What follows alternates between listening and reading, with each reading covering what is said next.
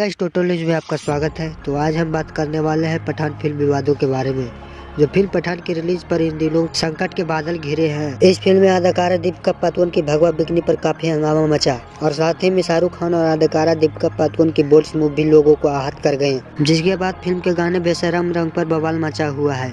Film के खिलाफ बजरंग दल के कार्यकर्ताओं के लोगों को गुस्सा भड़का। बीते कई दिनों से अहमदाबाद अल्फा वन मॉल को तोड़फोड़ किया जा चुका है, जो आप छोटा सा क्लिप देख सकते हैं।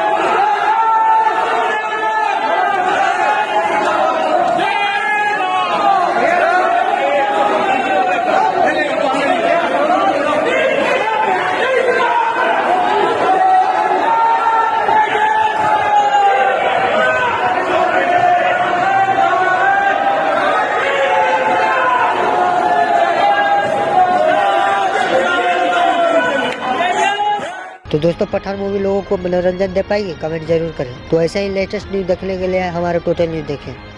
धन्यवाद।